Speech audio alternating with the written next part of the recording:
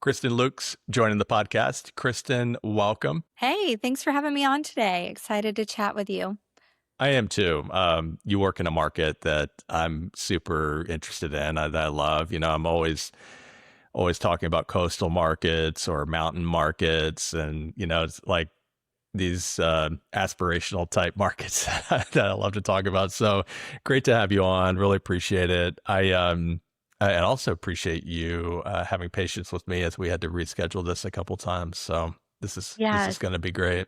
Yeah, excited to dive in and lucky to live in Wilmington, North Carolina. I think it's one of the best places to live, and we have so many great coastal beach towns around our market. It's a fun place to both live and explore. Totally agree. Yeah. And I know locals in Wilmington, they've told me from experience that they're like, yeah, don't tell anyone about Wilmington. Well, it's But funny how many people still don't know about Wilmington, North Carolina. It's one of the fastest growing cities, both in North Carolina and across the state. But if you're from other places of the country, you maybe have never heard about Wilmington, North Carolina before. yeah, my wife and I discovered it for ourselves just a couple years ago. I don't know why we didn't venture over there sooner. We live in the Charlotte area, and Right. we love visiting Wilmington, and that's to be quite honest, we definitely foresee ourselves relocating there at some point, or at least having a place there. We'll see. Time will tell. But yeah, it's a great market, great city, it checks a lot of boxes, and looking forward to talking a little bit about that. Kristen, before we dive into that, though, I always love to start with a little bit of a background on the guest. Yeah. As I say in almost every episode, the path to a career as a real estate agent is typically a windy one, and we usually come from other industries. Not always, but often. So I'd love to get a little bit of an idea of what you were doing before your real estate career and what inspired transitioning into real estate. Yeah, we were chatting a little bit about this before we jumped on, but just for your listeners, my background's in content marketing, PR. I worked in corporate marketing for a decade before I got into real estate.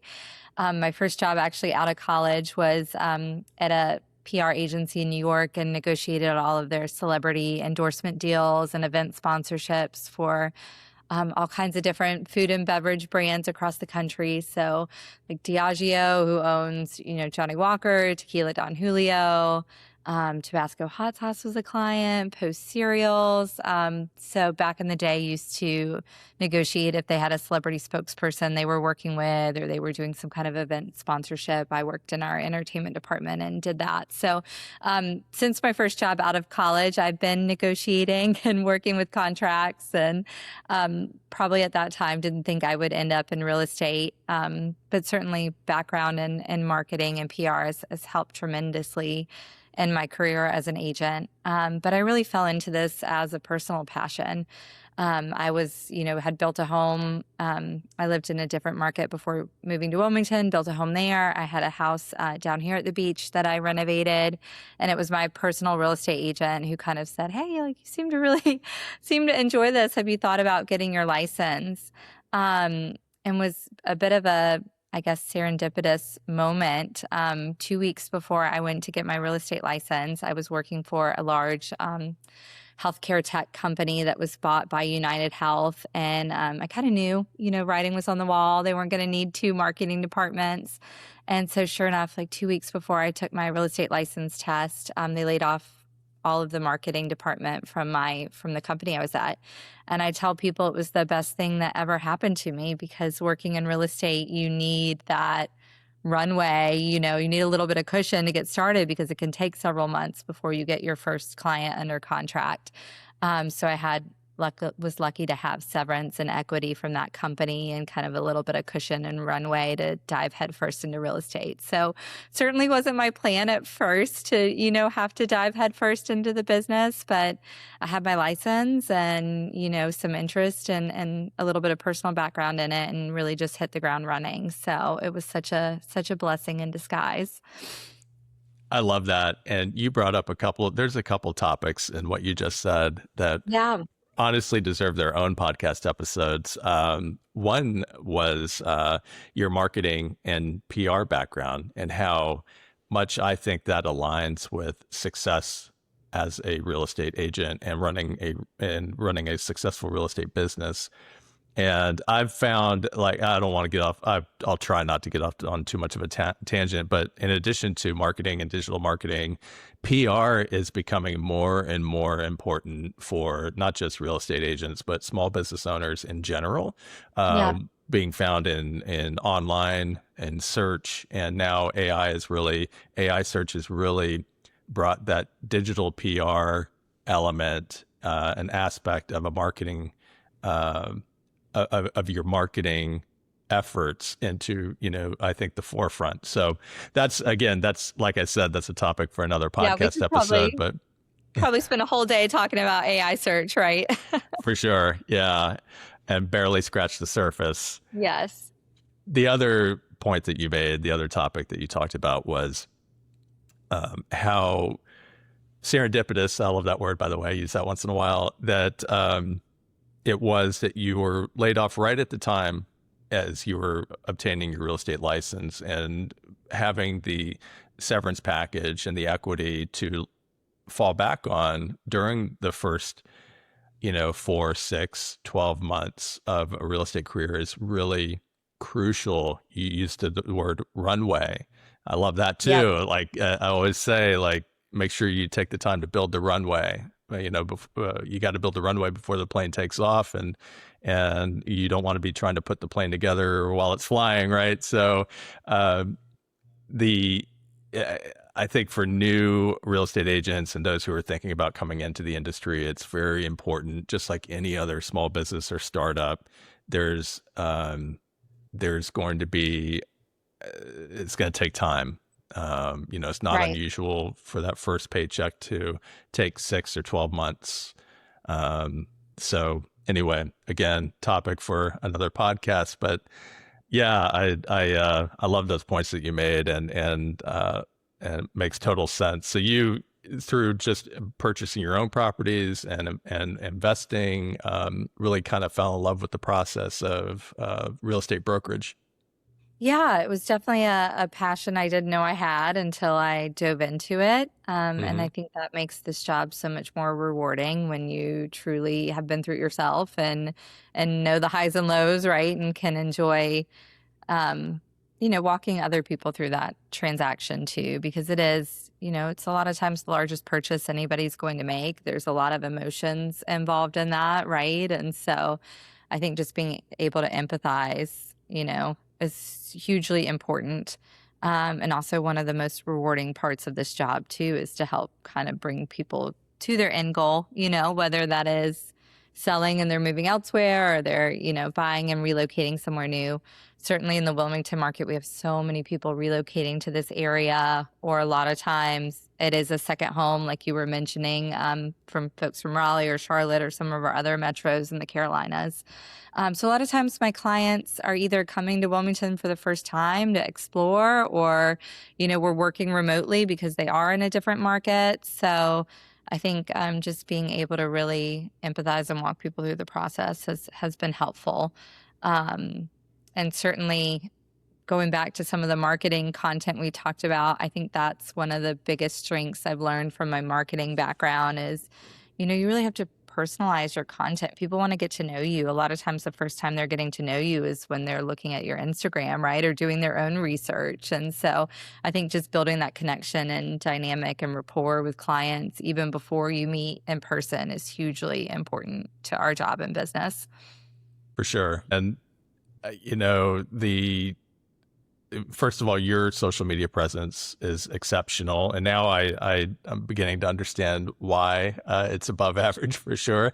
Your marketing Thank background you. obviously has served you well in your real estate career. What would you say is your ratio of buyers versus sellers? There are so many folks relocating. Wilmington, it's been said on this podcast before, it's a known statistic that it is one of the fastest growing towns Yep. in areas in the country, and I think it was the fastest growing area in North Carolina last year.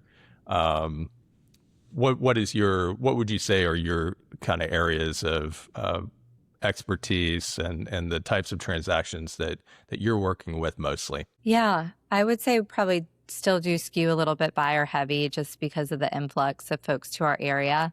You Mm. mentioned this, certainly Wilmington, but also, when we look at the Wilmington MSA, it covers Pender and Brunswick County, north and south of Wilmington. Brunswick County has been the fastest growing county. A lot of people don't know this too, but also based on age demographics, it is the oldest county in North Carolina. So a lot of the residents were moving there previously, for retirement. And we're seeing a lot of younger families, a lot of new development and construction coming into that area. So a lot of growth that are bringing more buyers into our market. Like you mentioned, a lot of people that live here don't want to leave, and they don't want other people knowing about Wilmington, North Carolina. So certainly, I think there's just less folks selling in general in our market, but life moves people other places and they have to sell. So a lot of my sellers are repeat clients, that we've worked with together in the past. A lot of my business is referral based, whether it's existing clients or other agents, right? So meeting with other agents across the country is a huge part of my business model. And I think the best clients come word of mouth a lot of times too, because again, we're trying to build that dynamic and rapport with somebody, for them to feel confident to trust you with one of the biggest financial decisions they're going to make. So I think that word of mouth recommendation carries so much weight for somebody to say, I've worked with Kristen, or I know Kristen, I've met Kristen, I've had lunch or coffee with Kristen. She's fantastic. It enables a little bit of trust off the bat to get started, which can sometimes just help to build that rapport a little bit faster and build that confidence and trust. Well, you touched on a topic that I often ask in these conversations, and it's a topic that's really near and dear to my heart. Yeah. And it should be obvious to listeners and viewers and subscribers, but if it's not, it's networking. That is very, very important to me, and I think important to the success of a real estate agent or any professional. And just about any professional. Yeah. Obviously you rank networking high in priorities for the growth and sustaining a successful business. What are some ways that you engage in networking, both locally and in other areas of the country? How do you initiate those conversations or those connections? Yeah. I think one thing that's maybe unique to Compass or the brokerage I'm at is just how much they foster that as a company. There's a lot of flexibility and freedom for agents to create their own networking groups, and I've gotten to be a part of some of those. So I'm, that's a great way for me to meet different agents across the country. I've found that sometimes it's easier to get to know people in these smaller groups. And then when we go to bigger functions, like Compass does an annual retreat every year, it's easier to then meet additional people when you already kind of have a network and group of agents that you've built a rapport with. But certainly, even outside of Compass, have been invited to collaborate in other networking groups with agents from different brokerages. And any opportunity that I have to do that, I think it's beneficial to the business. Not only are we learning about what agents are doing in other markets, it's not always about building the referral. Sometimes it's about just educating and learning what's working well in other markets and applying that to your market. So I just think there's lots of different benefits from, joining these different networking groups. I do think sometimes you can spread yourself a little too thin, right? So it's not about joining every networking opportunity, but I think having a few core groups that you can go deep with and learn from other agents, and then using that again as the runway and launch pad to help build other relationships across the country has been impactful too. And then, certainly here in the local market, I mean, anytime I work with a great agent on the other side, like I'm like, let's get coffee or lunch. I want to get to know you as a person and collaborate.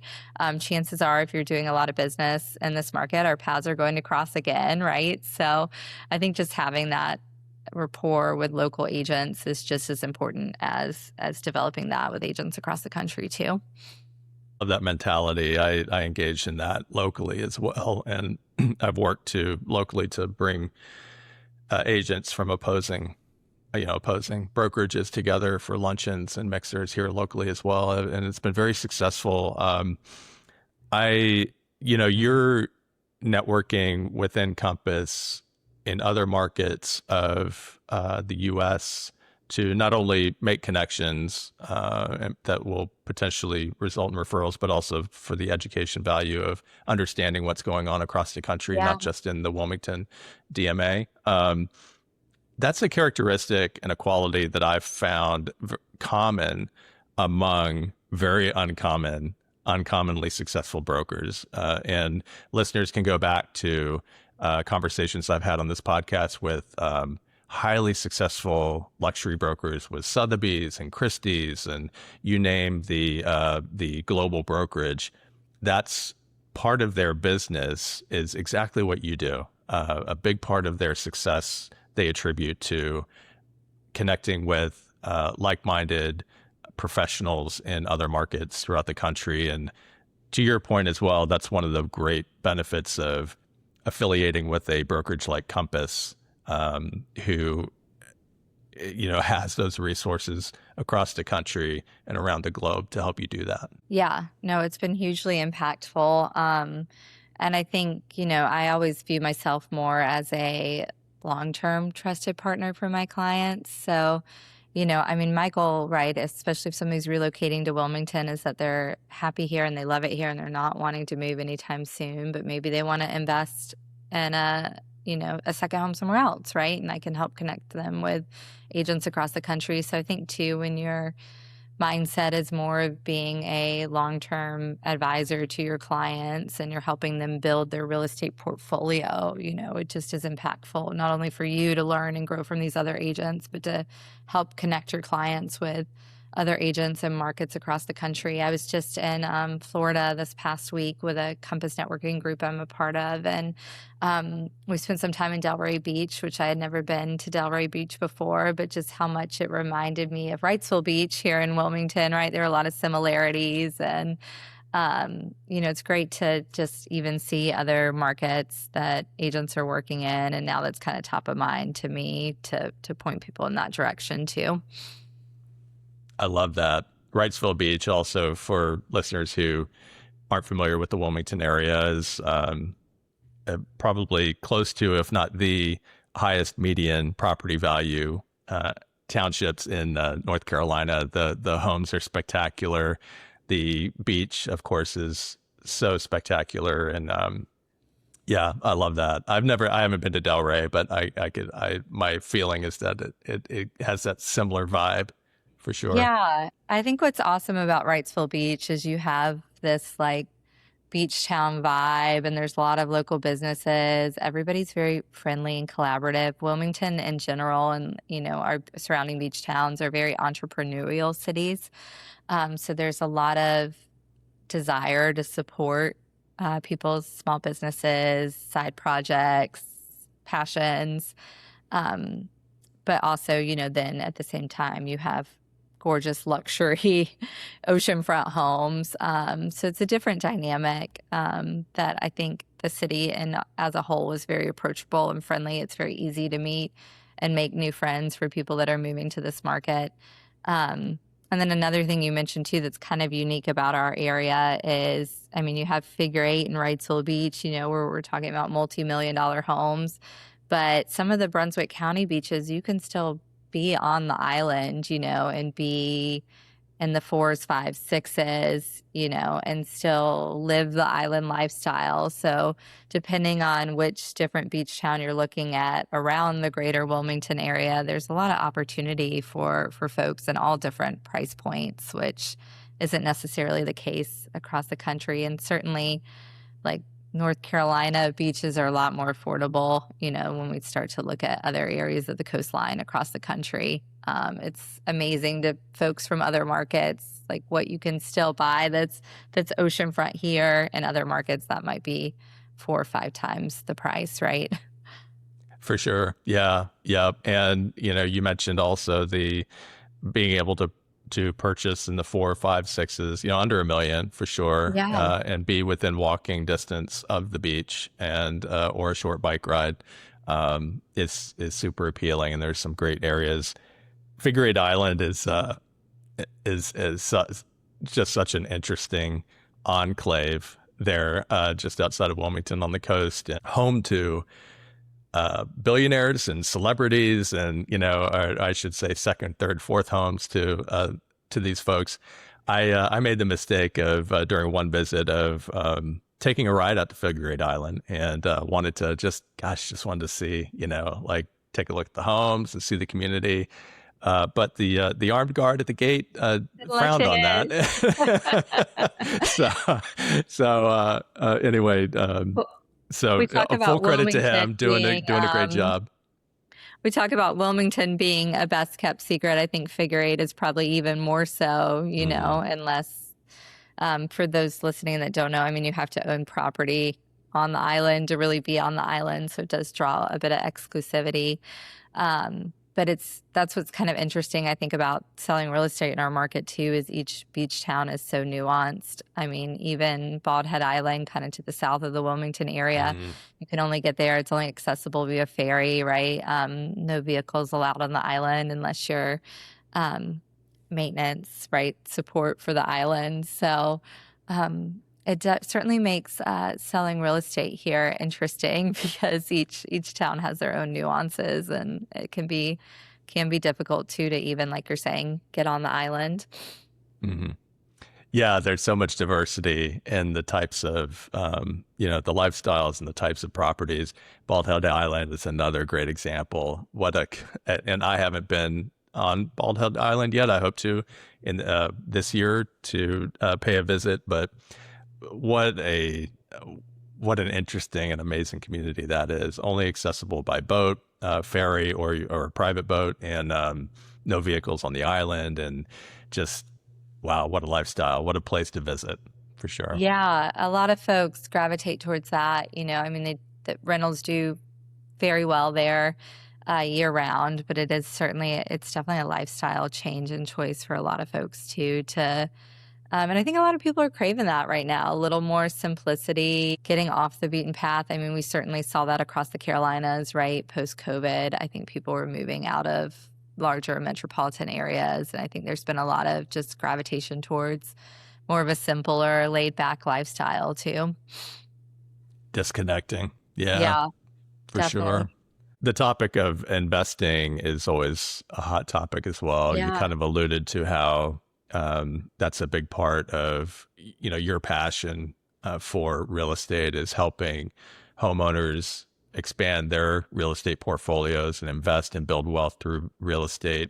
And it's not just for multimillionaires and billionaires, Yeah. right? It's something that I think the industry is doing a better job of advocating for, us middle class Americans who are, uh, can safely invest and grow our family's wealth and plan for the future through real estate. Do you work very often with investor clients? Yeah. And like you're saying, all different um, areas of interest for what they're investing in. Mm.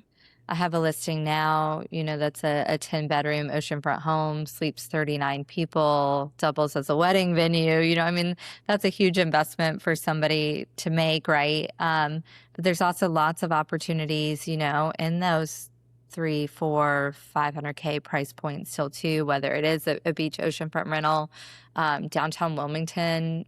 There's a lot of rental opportunity. Wilmington in general is a very renter friendly city. And that tourism is a huge part of our economy here. So Wilmington allows you to have accessory dwelling units in certain zoned areas in the city, right? And that's a huge opportunity for investors, I think, to be able to purchase property, but also maybe put an ADU in the back there.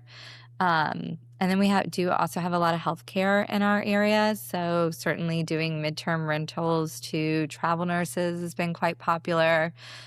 Camp Lejeune is the largest military base on the East Coast. That's about an hour north of Wilmington. And that's another population that does tend to rent just for ease, because a lot of times they're in and out every couple years into these markets. So in between Wilmington and Jacksonville, there's a huge opportunity there for more longer term rentals. So really when clients are coming to me to think about rental opportunity, I mean, certainly we're talking about their purchase price, but we're talking about what type of renter might you want to work with, and then we back into it and find the right property based on, do they want to do a mix of short-term rentals and midterm rentals? And we can kind of look in the broader Wilmington area to zero in on the right opportunity for them. So there's, gosh, so many opportunities depending on, price point and what type of investment you're looking for. I like that analogy of kind of reverse engineering, beginning with the end in mind, understanding, helping the client understand what their goal is, and then kind of Yeah. reverse engineering that investment to fit that goal. That makes total sense, and that's probably investing 101.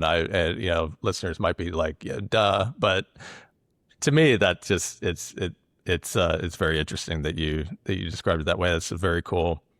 And yeah, I love downtown Wilmington, by the way. My wife and I have stayed there a couple times downtown. We love walking around. There's great coffee shops, great restaurants, great bars. The River Walk, of course, is lovely Yep. and just a cool area. And we haven't stayed in a short-term rental downtown, but I've looked at them because I'll probably do an STR next time we visit.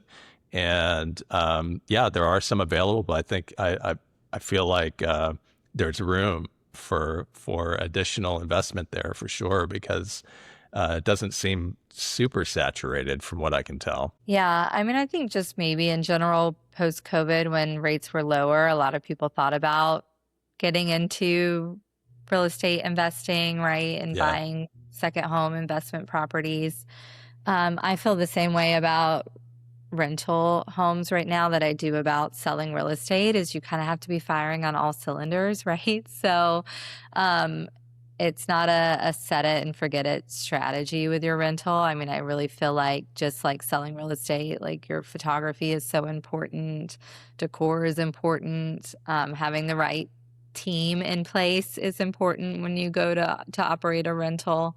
So that's Yeah. something that we help our clients navigate too, is kind of assembling their team and putting their team together. And when it comes to rental management too, there's so many different ways that folks are doing that now, from a more boutique approach, right, to larger management companies. There's lots of different options for clients. So we like to kind of help them navigate assembling their team and putting the right team together. Because you do have to have the right strategy going into setting up a rental and investment property as well. Absolutely. Yeah. The day, it's not shooting fish in a barrel anymore. It never was supposed to be truly passive income, right? I mean, passive income's Right, a fun, it's right. kind of a kind of a catch 22. I mean, it takes a lot of work to achieve that passive income. And I love that you mentioned that it's something you have to be firing on all cylinders and constantly working to promote that property and market it. All right. So much Yeah, of it comes back to marketing. 100%. Well, I'm not going to let you get off the hook without talking a little bit more about marketing. And we're pushing 30 minutes. These always go by so quickly. So I'm going to let you go in just a minute. But I do want to ask you, we talked about networking. I mentioned a little bit about digital PR, how that's like growing in importance, I firmly believe, and will only continue to be more important for a real estate agent's success. What is a marketing strategy that you really lean on, and something that you are really passionate about in your business? Besides, of course, networking locally and across the country, what's another channel? Selfishly, I'd love to know, and I think listeners get some value out of that as well. Yeah, I don't know if it's necessarily a channel or a strategy, and this is probably going to be not very sexy and groundbreaking, but we talk a lot in real estate about getting back to basics, right? And there's like two things that I think we've touched on a little bit already here. But some of that is just building relationship and rapport, right? And then often authenticity, I think, is hugely important. So one thing that I used to do in PR that I still apply to real estate is that one-to-one outreach, right? Like there's so much noise out there and there's so many different channels, right? Even when your listing goes up, it's syndicated all over the internet, so are hundreds and thousands of listings, right? So I have a new listing that just went active today. It's the oceanfront beach home I was talking about. And I'm going to do some one-to-one direct outreach to agents. Like I know they're going to see it in the MLS or a client's going to send it to them if they have somebody that's interested. But I'm going to text those agents and just say, hey, would love to work with you on this one if you have a buyer. I think some of that basic one-to-one relationship building, directly putting your listing in front of other agents, I think sometimes that gets lost because we do have so many channels to broadcast it to. So I'm a big fan of incorporating that with the other tactics because I don't think you can lose that human one-to-one element that's so important in marketing and PR. And then also just authenticity through content. I mean, there's so much different content that's being pushed out there, but my goal is that, when people come to my Instagram page or anything that I'm pushing out, that they feel like they've somewhat gotten to know who I am as a person, in addition to being a real estate agent too. So I think just getting back to the basics of communication and one-to-one outreach is hugely important and shouldn't be missed, when we have so many other channels and ways to push out information these days. I couldn't agree more how important it is to really get back to the basics, focus on the basics, the fundamentals.